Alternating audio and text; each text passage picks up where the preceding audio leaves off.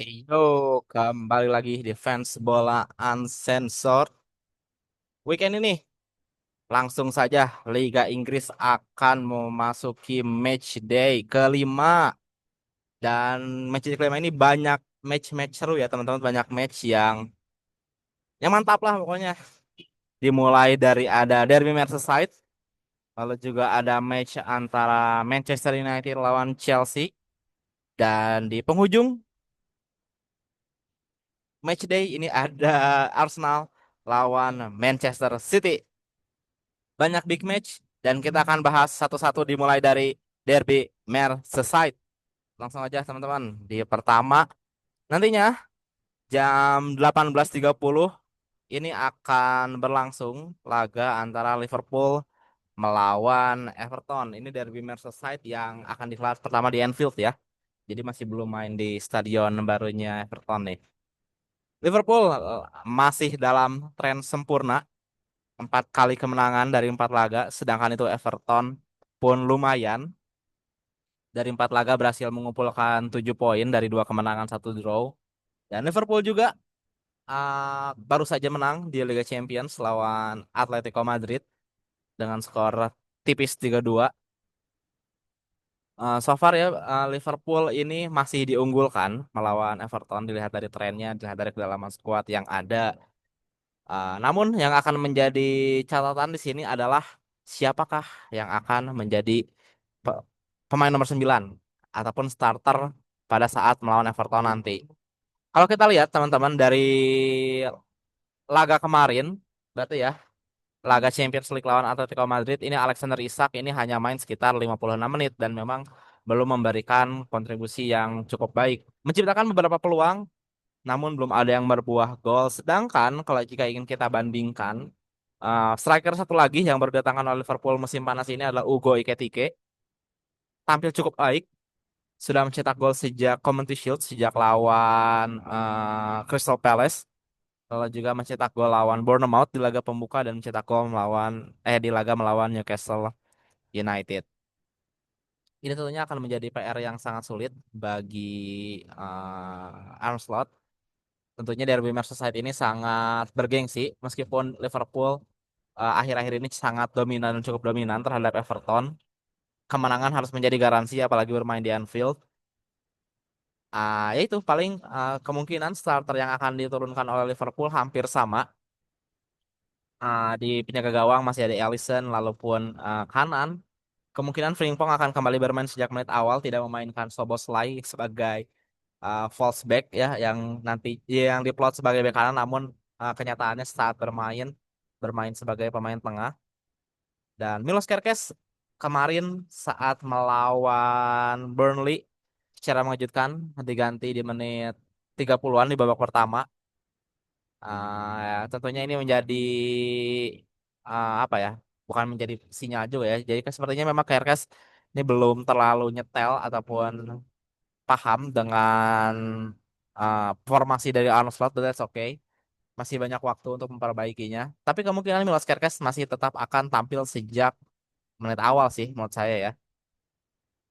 Dan juga di lini tengah sudah pasti setelah Ryan Gravenberch ini sehat walafiat, bisa bermain sejak menit awal, akan dimainkan sejak menit awal bersama Callum McAllister serta Szoboszlai. Solid, tingkat yang memenangkan juara Premier League untuk Liverpool musim lalu. Dan juga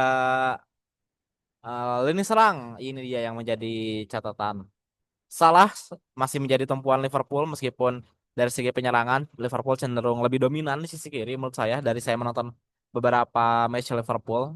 Cody Gakpo dan juga Florian Wirtz sering melakukan kombinasi meskipun banyak fans dan juga hater-haters yang bilang bahwa nih Florian Wirtz ini udah 005 ya sejauh ini. Tapi menurut saya kontribusinya di lini tengah cukup baik, cukup lumayan lah, nggak jelek-jelek amat gitu, menjadi penyambung antara defensive midfielder ke bagian lini serang khususnya nomor 9 ataupun winger-winger dari Liverpool. Ya, berharap Florian Wirtz bisa menunjukkan performa yang lebih baik lagi, 1 gol 1 assist akan membungkam haters mungkin. Tapi ya, antara yang paling menarik di sini adalah Ugo Ekitike dan Alexander Isak ya. Alexander Isak, rekor pembelian termahal Liverpool dan juga rekor transfer termahal di Liga Inggris. Sudah tentunya ingin bermain di sejak menit awal. Namun Ugo Ekitike sepertinya sudah lebih paham bagaimana Arne Slot bekerja, taktiknya, formasinya. Ini akan menjadi sulit, menjadi pilihan yang sulit menurut saya bagi Arne Slot. Dan di sisi lain, teman-teman Everton setelah mendatangkan pemain yang cukup baik di bursa transfer musim panas dan juga pindah stadion, menurut saya salah satu aspek Everton ini main cukup baik itu adalah punya stadion baru, bro. Kayak sejak main di Hill Dickinson ini, ya so far permainan Everton ataupun performa Everton cukup baik. Ditambah pemain-pemain yang didatangkan perform seperti Jack Grealish dan Dewsbury Hall. Meskipun dengan kedatangannya Jack Grealish ini Everton menggeser satu posisi pemain yaitu Iliman Ndiaye yang biasanya ataupun musim lalu bermain di sisi kiri kini bermain di sisi kanan, but that's okay. Lagi-lagi Liverpool lawan Everton ini akan seru, akan panas harusnya derby Merseyside. Everton tidak akan mudah, namun Liverpool masih dominan. Lanjut. Selanjutnya, ini dia ada Tottenham Hotspur yang masih ngeri di bawah Thomas Frank. Ini akan bertamu ke kandang Brighton, yaitu Amex Stadium. Brighton yang saya prediksi, yang saya kira, saya duga akan menjadi tim kuda hitam di Premier League musim ini. Namun ya memang eh, performanya bisa dibilang masih belum terlalu stabil, belum terlalu menjanjikan. So far baru mengoleksi 4 poin dari 4 laga, satu kali draw, dua kali kalah, satu kali menang. Sedangkan Spurs tampil nyaris sempurna, sedikit kecolongan saat melawan lawan Bournemouth 1-0 kalah di kandang sendiri. Berhasil mengalahkan City di kandang City waktu itu. Dan terakhir mengalahkan West Ham United dengan skor meyakinkan 3-0. So far nih Spurs salah satu pengganggu yang cukup serius ya. Saya belum berani bilang Spurs bisa ataupun berada di jalur perebutan juara, namun ini bisa menjadi pengganggu bagi ke tim-tim yang bersaing untuk gelar juara Liga Inggris seperti Arsenal, Liverpool, dan juga Manchester City. Spurs akan sangat berbahaya, so far sudah bertengger di posisi ketiga dengan mengumpulkan 9 poin. Thomas Frank pun cukup banyak merotasi pemainnya, cukup banyak memberikan kesempatan kepada pemain-pemainnya. Dan dari beberapa laga ke belakang, satu nama yang underrated menurut saya adalah Lukas Lukas Bergvall ya namanya Lukas kalau nggak salah Lukas Bergvall, pemain asal Swedia masih muda 19 tahun, bermain sangat solid, bisa bermain di banyak posisi.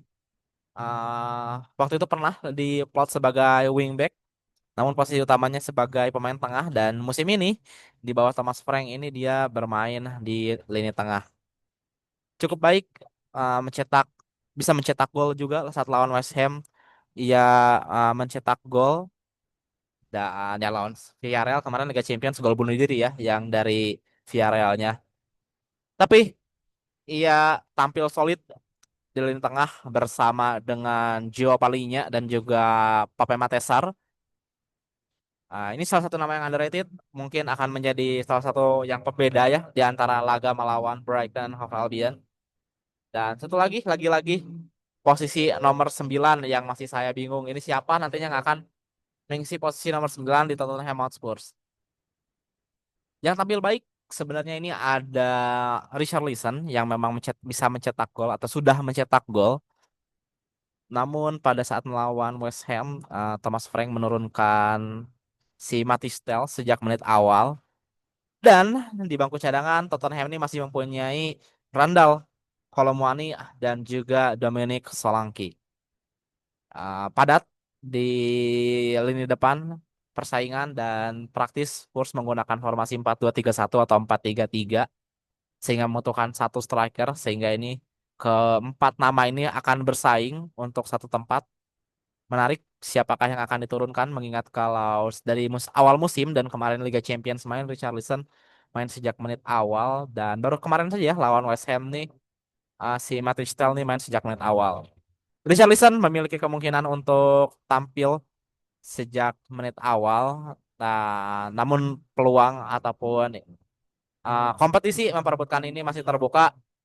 Tapi balik lagi untuk pertandingan antara Spurs dan Brighton, so far Spurs masih diunggulkan ya teman-teman.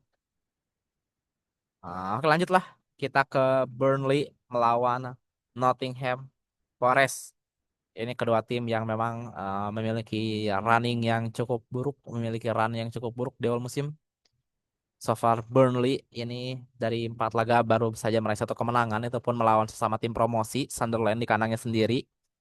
Sedangkan Nottingham Forest yang masih belum selesai ataupun keluar dari permasalahannya. Setelah kalah melawan Aston Villa lawan apa sih? Lawan West Ham United pada sebelum FIFA Matchday, dan Nottingham Forest kemarin kalah saat melawan Arsenal dan kembali kalah lagi melawan Swansea City saat Carabao Cup. Tentunya laga melawan Burnley ini akan menjadi laga pembuktian bagi Ange Postecoglou, pelatih yang memiliki kedekatan kultural dengan sang owner Marinakis. Sama-sama Marinakis emang orang Yunani ya, tapi Ange Postecoglou warga negara Australia yang memiliki heritage Yunani, memiliki keturunan Yunani.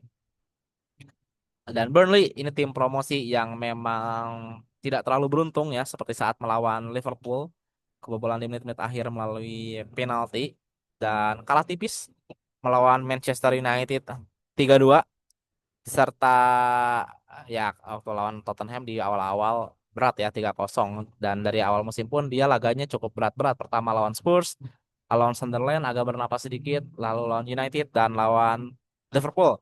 Namun Burnley tampil cukup baik, bisa mengimbangi United dan juga Liverpool. Um, Lawan United pun harus menang lewat penalti Bruno Fernandes di menit-menit akhir, dan Liverpool sama harus menang penalti. Burnley tidak akan mudah, tentunya memiliki determinasi yang cukup tinggi, dan kalah 3 kekalahan di 4 laga awal ini menurut saya ini cukup calculated loss ya, kayak dia udah sulit mengatasinya, namun memberikan perlawanan cukup baik. Sedangkan Nottingham Forest ini masih dilanda krisis internal, seperti masih belum solid di bagian internalnya. Apakah nanti pemain Nottingham Forest bisa cooperated dengan formasi lagi, formasi dan juga taktik yang akan diterapkan oleh Ange Postecoglou? Menarik untuk ditunggu. Nottingham Forest diunggulkan, namun menurut saya Burnley tidak akan mudah dikalahkan. Skor tipis mungkin akan terjadi, atau mungkin Burnley bisa meraih kemenangan kedua di Turf Moor. Lanjut, ini ada West Ham United melawan Crystal Palace. Crystal Palace si spesialis draw, dan West Ham United yang masih berusaha untuk keluar dari zona degradasi. Untuk West Ham United sendiri sebenarnya semenjak kemenangan melawan Nottingham Forest, ia sudah melakukan perubahan formasi yang awalnya menggunakan formasi 3-4-2-1. Graham Potter ini merubah formasinya menjadi 4-2-3-1 dan bermain cukup baik, bermain cukup lumayan sebenarnya, terutama saat melawan Nottingham Forest. Dan saat melawan Spurs kalah memang cukup besar 3-0, namun tetap mempertahankan formasi 4-2-3-1, di mana ada satu perbedaan sebenarnya di antara melawan West Ham melawan Nottingham Forest dan juga saat melawan Tottenham Hotspur. Di saat melawan Nottingham Forest ini West Ham menggunakan pemain nomor 9 yaitu Fulkrug, main sejak menit awal. Sedangkan untuk saat melawan Spurs ini West Ham memplot ataupun menempatkan pemain bernomor 9 ini kepada Lucas Paqueta ya. Ini kelihatan memang West Ham akan cenderung bermain lebih bertahan. Dia cenderung mengenalkan serangan balik, dilihat dari front three-nya, trequartistanya ada Summerfield, ada Matias Fernandes dan juga Jared Bowen. Ini ketiga-tiganya seorang pelari ditambah Paqueta. Ini memang West Ham saat melawan Spurs mengincar counter attack yang sangat cepat, dan menurut saya nantinya pada saat melawan Crystal Palace, si West Ham ini akan kembali memainkan formasi nomor 9 karena memang peluang untuk menyerang sama-sama kuat lah bisa dibilang. Sedangkan itu Crystal Palace, tim yang sudah mengoleksi 2 trofi musim lalu, FA Cup dan juga Community Shield, ini masih sering draw. Matchday pertama draw lawan Chelsea, matchday kedua ini draw lawan Forest, dan terakhir melawan Sunderland yang memang penampilan apik dari sang goalkeeper Sunderland Robin Loftus tidak tertolong, namun Palace tentunya perlu untuk meraih kemenangan, untuk menjaga kans, seenggaknya minimal kembali bermain di di kompetisi Eropa sehingga harus finish di zona Eropa ya antara posisi 5 sampai dengan 7. So far Crystal Palace salah satu tim yang berbahaya. Levelnya mungkin kuda hitam lah, mirip-mirip seperti Bournemouth, namun cenderung lebih kalem, cenderung lebih rapi dibanding Bournemouth yang memang berapi-api dan memang penuh taktik ya dari Andoni Iraola.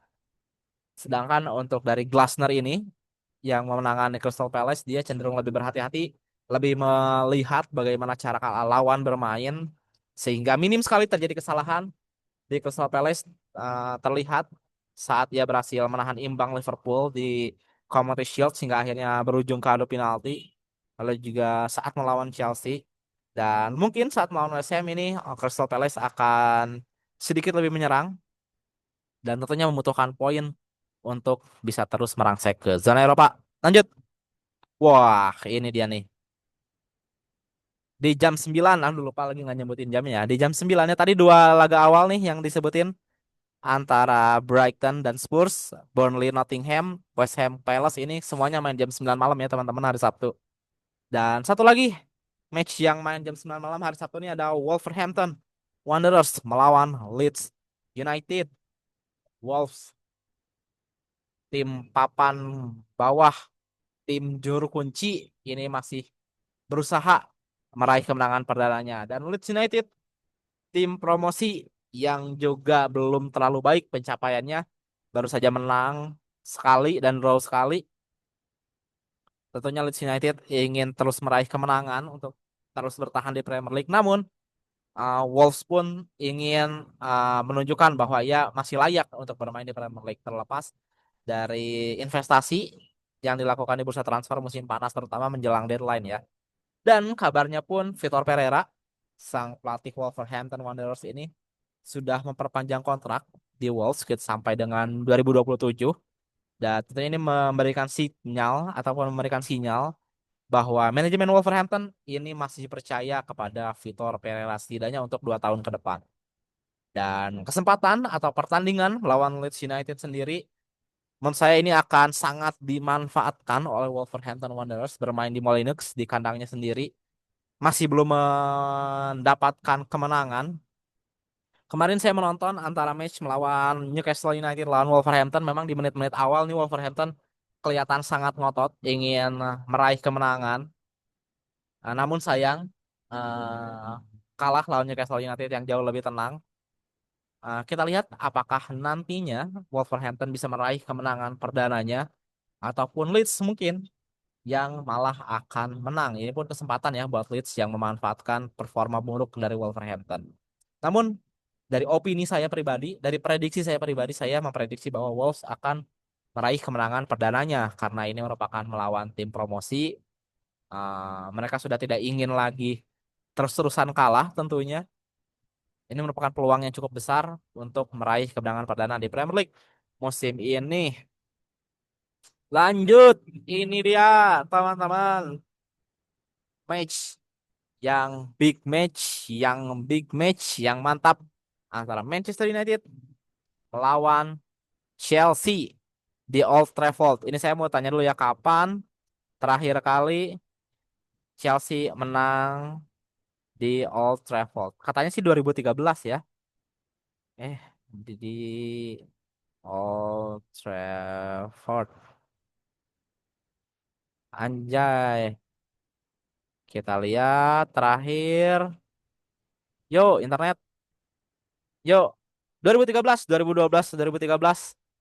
Sudah lama, hampir 10 tahun lebih ya. Udah hampir 12 tahun. Chelsea belum pernah menang di Old Trafford. Performa buruk, bahkan buruk ya. Inkonsisten lah kalau bisa dibilang Chelsea ini. So far memang belum pernah kalah Chelsea di Premier League musim ini. 2 kemenangan, 2 draw. Namun dua draw ini seharusnya tidak harus draw. Di match day pertama nih draw lawan Palace 0-0. Dan juga di match day kedua kebobolan di menit-menit akhir melawan Brentford yang lewat skema long throw, Arhan Pratama. Sedangkan itu Manchester United ini harus berpuas katanya menjadi rekor start terburuk dalam berpuluh-puluh tahun. Ini dari 4 laga 4 poin dan juga Amorim ini menjadi pelatih dengan statistik terburuk ataupun win rate terburuk bagi Manchester United sejak Perang Dunia Kedua. Ini menarik apakah Amorim kayaknya Amorim masih tetap keras kepala dia akan menggunakan 3-4-2-1-nya dan dia pun bilang apakah Pak Amorim apakah kamu akan berganti formasinya menjadi lebih adaptable kepada pemain kata dia saya tidak akan mengganti formasi. Kayak if you want to change the formation ya you change the man kalau kamu mau ganti formasi ya ganti gue kasarnya kayak gitu. Dan Liverpool United juga sorry ini dilanda banyak pemain cedera. Di antaranya ada Mason Mount, Diogo Dalot, Mateus Cunha dan Lisandro Martinez yang sudah lama cedera. Ini diprediksi tidak akan bermain ketika lawan Chelsea. United salah satu keunggulan United selain main di kandang adalah memiliki waktu istirahat yang lebih lama dan kemungkinan Benjamin Sesko ini akan bermain sejak menit awal. Kalau kita lihat dan Bruno Fernandes akan menjadi double pivot lagi. Entah ia akan berduet dengan Manu Ugarte ataupun Casemiro. Patut kita tunggu. Sedangkan ini Chelsea, sang juara dunia, ini masih belum konsisten permainannya. Bisa meraih kemenangan sebenarnya kayak waktu lawan West Ham besar 5-1 lalu pun di match di selanjutnya lawan Fulham 2-0 meskipun agak sedikit kontroversial. Di Liga Champions dengan high spirit namun dihempaskan Munchen dengan mudah 3-1.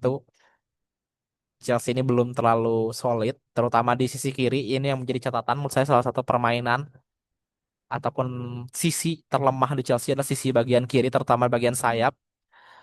Mendatangkan dua pemain baru, yaitu Jamie Bino Gittens dan juga Alejandro Garnacho.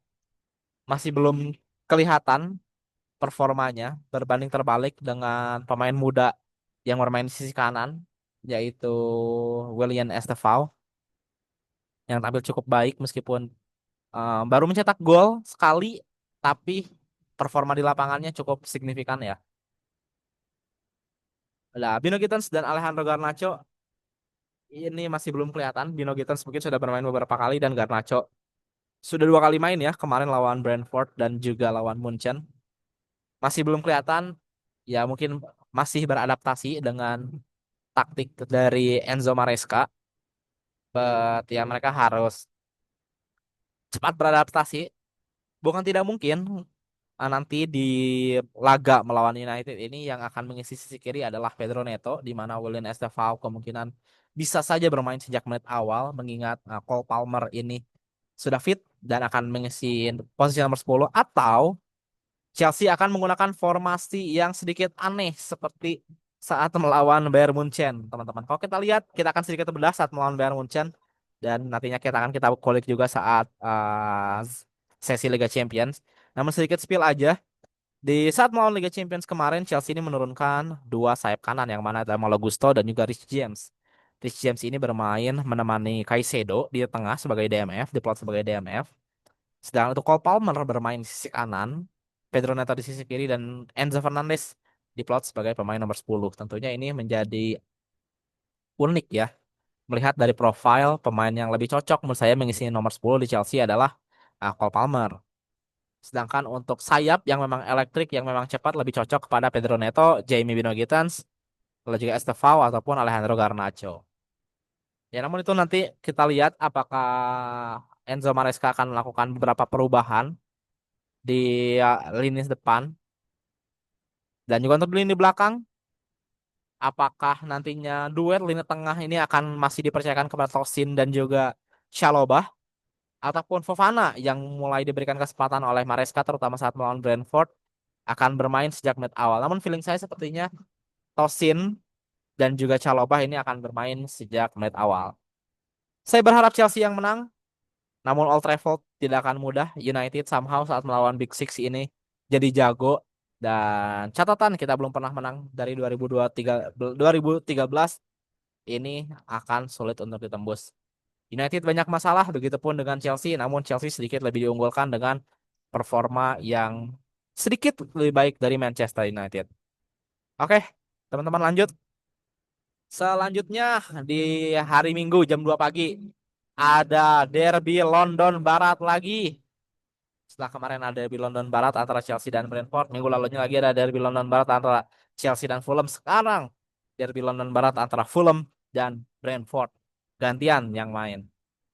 Ini tim sama-sama di posisi 11-12. Fulham 11, Brentford 12. Menurut saya ini tipis-tipis dari segi kekuatan tim, dari segi kedalaman tim, dari kekuatannya mirip-mirip, sebenarnya memiliki chance yang sama untuk menang, namun Fulham sedikit diunggulkan karena bermain di Craven Cottage di kandangnya sendiri. Marco Silva jauh lebih pengalaman dibandingkan Kate Andrew. Kate Andrew somehow belum terlalu meyakinkan meskipun sudah mengumpulkan 4 poin. Namun Marco Silva jauh lebih baik, terutama menurut saya setelah Fulham di menit-menit akhir ini membeli banyak pemain, antaranya Kevin dari Shakhtar Donetsk dan juga Samu Chukwueze dari AC Milan menambah kedalaman dari Fulham. Bukan tidak mungkin Fulham ini akan bisa meraih kemenangan keduanya setelah minggu lalu ini menang melawan Leeds United tipis aja 1-0, dan ini akan melawan rekan se-RW-nya, rekan sekecamatannya yaitu Brentford.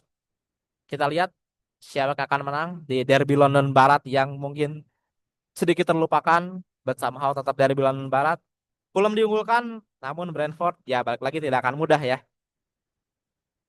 Selanjutnya ini dia ke hari Minggu kita teman-teman jam 8 malam. Ini laga yang menarik. Menurut saya ini salah satu laga yang menarik meskipun teman-teman nggak akan ada yang kayak ngapain sih nonton. Tapi menurut saya ini salah satu laga yang menarik. Itu laga antara Bournemouth yang kini bertengger di posisi keempat melawan Newcastle United yang banyak belanja musim ini. Bournemouth tim kuda hitam, tim yang sedikit saya kesampingkan karena salah satu faktor utamanya adalah menjual banyak pemain, terutama di lini belakang. Hampir semua lini belakang dari Bournemouth ini dijual.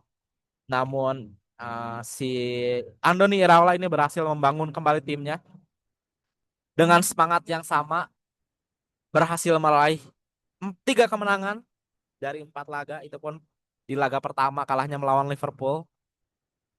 High spirit, hampir semua pemainnya sudah kembali, tidak ada yang cedera lagi. Pemain-pemain seperti Justin Kluivert, lalu juga Evan Nilsson yang sebelumnya cedera di awal musim ya, ini sudah dapat kembali bermain sejak menit awal. Sedangkan itu Newcastle United teman-teman yang memang baru saja memenangkan kemenangan pertamanya di Premier League saat melawan Wolverhampton Wanderers. Tentunya ingin terus menjaga tren kemenangan, menjaga asa untuk agar tetap bisa bermain di Liga Champions. Mengingat investasi besar-besaran yang dilakukan oleh Newcastle ini tidak murah sehingga mengharuskan tim tersebut untuk terus berada di level tertinggi. Dan itu tentunya tidak akan mudah ini. Bournemouth ngeri-ngeri sedap. Kita lihat ada beberapa pemain yang kita sedikit breakdown ya, yang akan menjadi andalan dari Bournemouth. Salah satunya adalah Tavernier. Di sini Marcus ya kalau nggak salah Tavernier ini. Nomor 16 ya Marcus Tavernier. Ini mengisi posisi nomor 10 setelah Justin Kluivert cedera, dan pada saat melawan Brighton kemarin malah Tavernier bermain sejak menit awal menggeser dari Justin Kluivert, dan memang Tavernier ini performanya cukup baik ya. Sempat mencetak gol juga. Dan bek muda ini Milica Jovic. Gimana sih cara bacanya?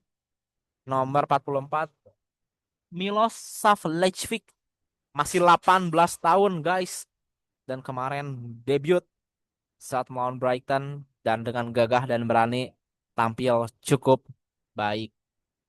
Sedangkan itu di sisi lain Newcastle United ini sedikit agak berbeda ya. Kalau kita lihat, kita bedah satu-satu. Di minggu lalu saat melawan Wolverhampton Wanderers, Newcastle memainkan Nicole Temade sebagai pemain nomor 9. menggunakan skema pola permainan menggunakan pemain bernomor 9. Sedangkan musim awal, sejak awal musim, sorry, ini kan terjadi perselisihan ya antara Newcastle dan Alexander Isak sehingga Newcastle ini tidak ataupun belum menurunkan Alexander Isak waktu itu. Dan Newcastle United menggunakan formasi false nine di mana ia menggunakan tiga winger cepat di depan ada Anthony Gordon, ada Harvey Barnes dan juga Anthony Elanga. Pada saat Liga Champions kemarin, saat melawan Barcelona, Newcastle melakukan formasi yang sama. Yaitu ia menurunkan Anthony Gordon, Harvey Barnes dan juga Anthony Elanga sejak menit awal. Targetnya tentu adalah mengincar serangan balik counter yang sangat cepat. Namun saat melawan Bournemouth sepertinya itu tidak terlalu dibutuhkan.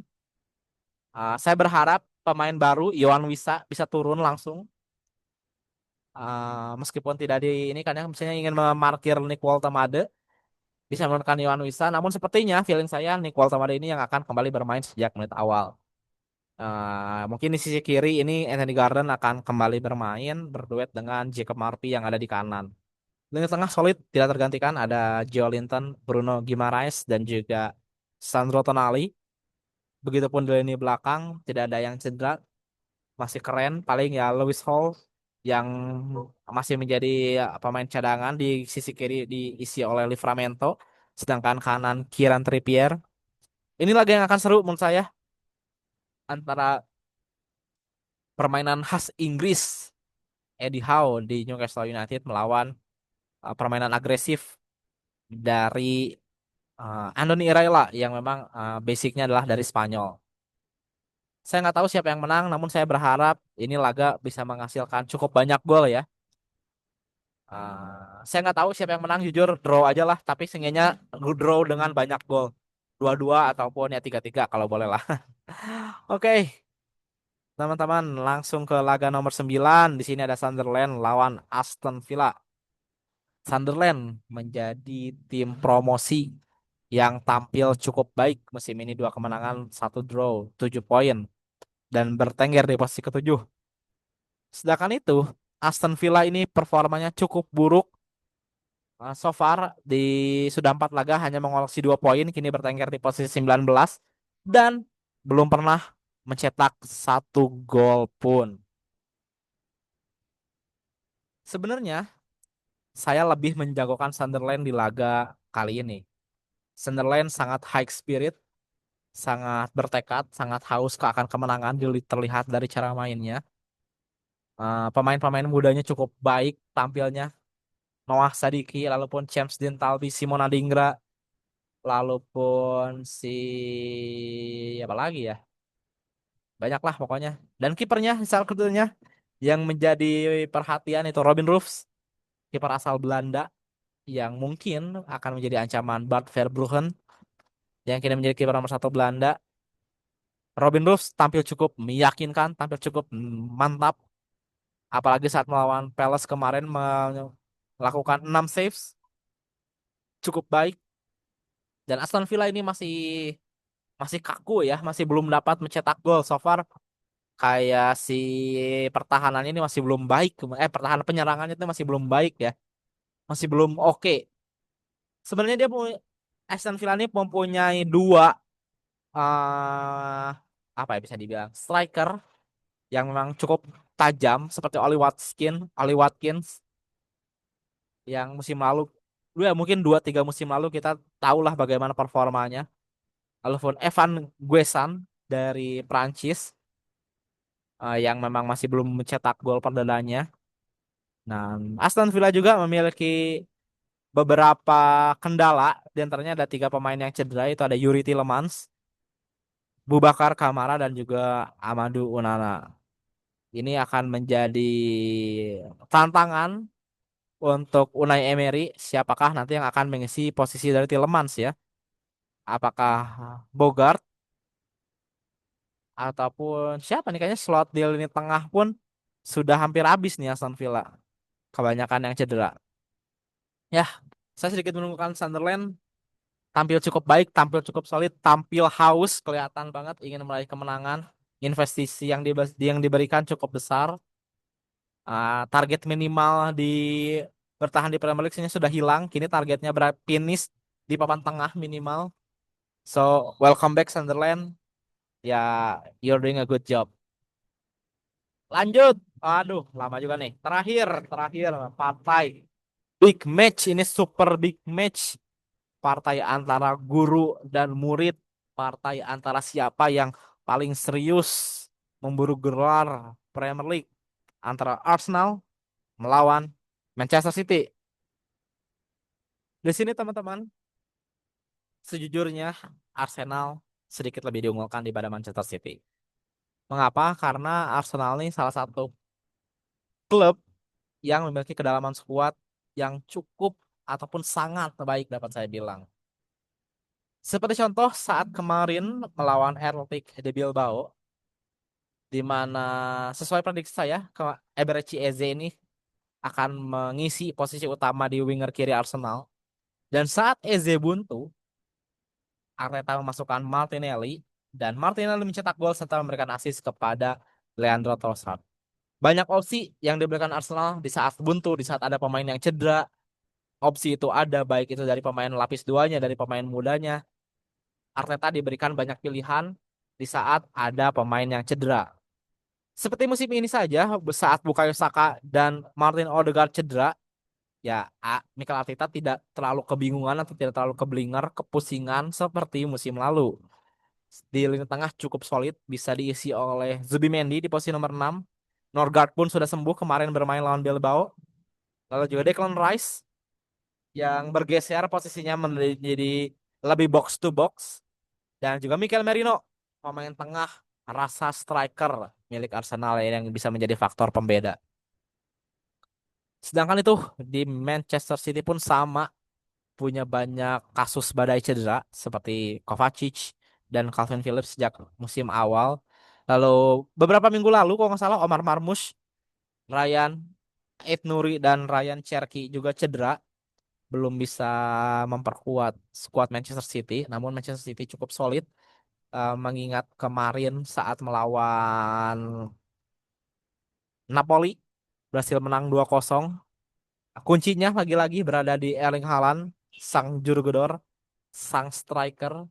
Dan pada saat melawan Manchester United, ini performa Phil Foden tampil lumayan lagi lah, kembali ke performa yang sempat hilang, terutama musim lalu ya.